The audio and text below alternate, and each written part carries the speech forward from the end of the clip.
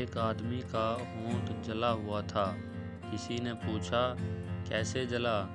آدمی بولا بس یار وہ تمہاری بھابھی میکے جا رہی تھی تو اس کو چھوڑنے اسٹیشن گیا تھا۔ بس ٹرین نے جیسے ہی ہارن بجایا خوشی کے مارے میں نے انجن چوم لیا۔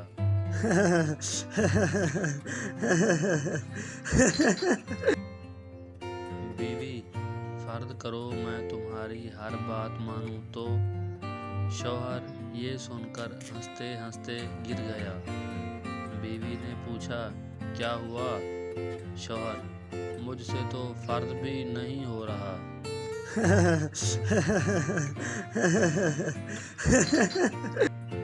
جب بھی ریاضی کے ٹیچر کہتے تھے کہ فرض کریں میں وہیں سمجھ جاتا تھا کہ یہ سوال اپنی سمجھ سے ہی باہر کا ہے۔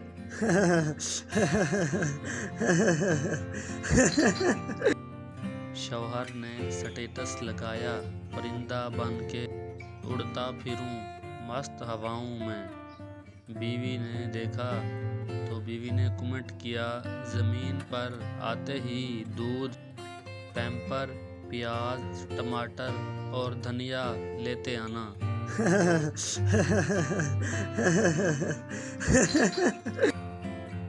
پہلے میرے پاس آئی فون نہیں تھا، پھر میری پھپھو نے مشورہ دیا گردے بیچ کر لے لیں۔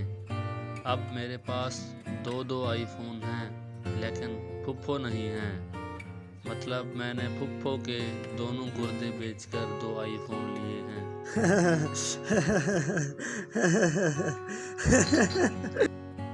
ایک پٹھان بیوی کو گھمانے کے لیے قبرستان لے کر گیا۔ بیوی نے دیکھا تو کہا یہ کیا کون سی گھومنے والی جگہ ہے؟ پٹھان نے کہا پاگل کا بچی یہاں آنے کے لیے لوگ مرتے ہیں اور تم نخرے کر رہی ہو۔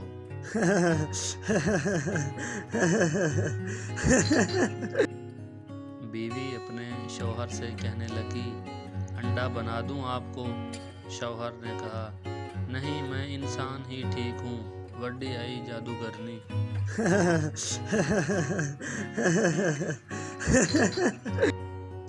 ٹیچر چھپکلی دیوار پر کیوں چلتی ہے؟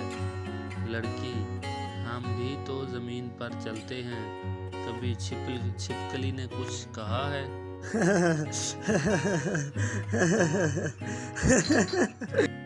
آج پڑوسیوں نے ہمارے فریج میں کھیر ٹھنڈی ہونے کے لیے رکھی ہے، 10واں چمچ کھا کر آیا ہوں ابھی تک ٹھنڈی نہیں ہوئی۔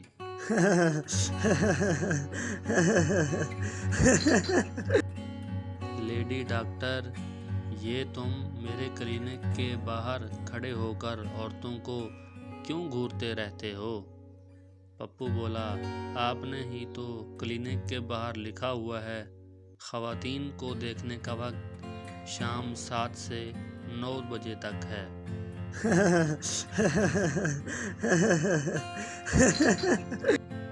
میری امی کو بھی جادو آتا ہے، وہ جوتی اٹھاتی ہیں اور میں غائب۔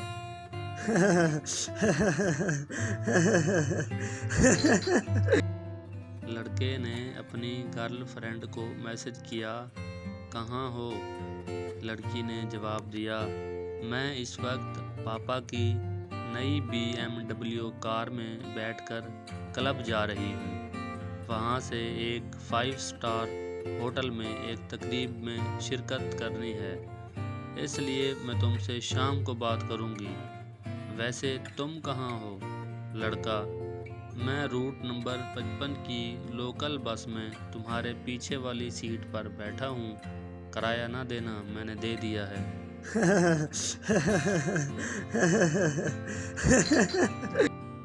کبھی کبھی تو لگتا ہے پاکستان جدوجہد سے حاصل نہیں ہوا بلکہ انگریزوں نے ہماری حرکتوں سے تنگ آ کر ہمیں الگ کر دیا تھا۔